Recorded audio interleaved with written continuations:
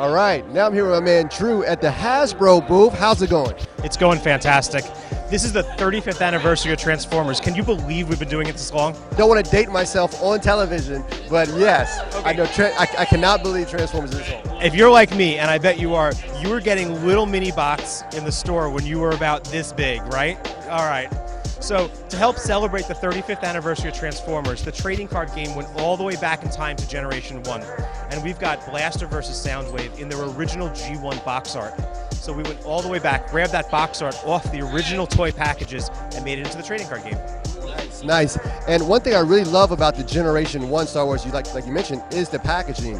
All the cards, collectibles. I used to keep the boxes. Did you kind of want to keep that nostalgia feel? Absolutely. Do you remember on the back of every G1 box, there was this gigantic scene of all the characters fighting? So we went back into the archives, de-archived that art. We did this just like it was an original G1 box. Now, all the cards, I see Blaster and Soundwave. And three of the mini cassettes for each. Oh, wow. Three of the mini cassettes. Buzzsaw, Ravage. You remember when you got Soundwave way back in the day, he always came with Buzzsaw, the mini cassette who turned into a bird. So we went and grabbed that art. We went deep into the archives for this one. And for yourself, how long did you guys work on this? So we actually debuted 1 year ago at San Diego Comic-Con. So this is our first birthday. Oh, nice.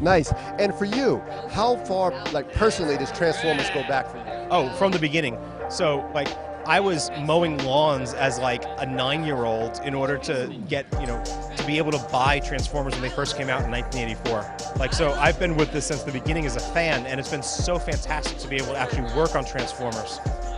And personally, which one, there's so many Transformers. Which ones do you like? That's easy. Grapple. Do you remember he turned into the yellow ladder truck? So when I was a little kid, right, I would get a little money and immediately get the first Transformer I could get. So it was the little ones. And my grandpop said to me, hey man, you can save your money and get something bigger. And that was my first lesson in personal finance, and Grapple was the first big size Transformers character that I got as a kid. Nice. Still have him. Nice. And with Hasbro, have you worked on any other lines, or the Transformers your main line? So I'm with Wizards of the Coast, and so we're part of Hasbro. So I've worked on Magic the Gathering and some of the other brands that we've done over there. Nice.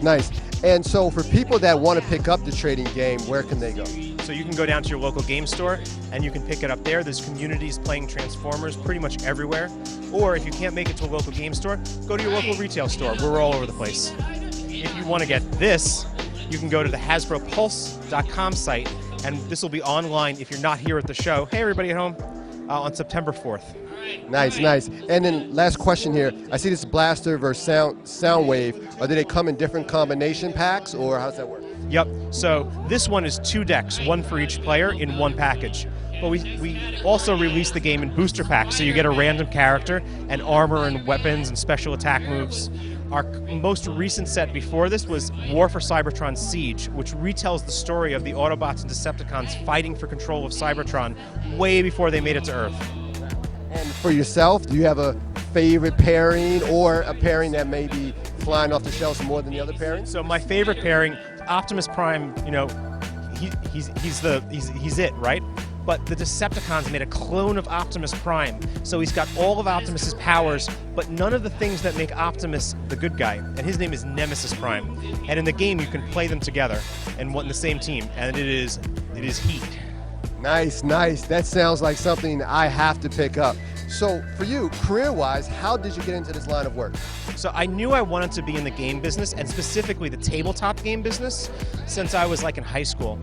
And being I started as a game designer. Now I'm a brand manager. But the path to a game designer is one where you look at the games that you're playing, think about how you would improve, what they did right, what they did wrong, and most importantly, listen to other gamers. Hear them. Hear what makes them happy, what makes them sad about the games that they're playing, and then think about how you do it better. There's a lot of tabletop games out there. Big board games and card games are really big right now because people want that face-to-face connection that you get when you're sitting at a table playing games with someone. So I would look at Wizards of the Coast and some of the other big tabletop companies. There's job openings there all the time. But the core of it is thinking about what makes people emotionally connected to the game that they're playing and to the people that they're playing with. I think that's a good strategy for any art or any creative endeavor you try to get into. Absolutely. So thanks, Drew, for the interview. This sounds really, really cool, and I appreciate you spending time with us. See you, everybody. Thanks, guys.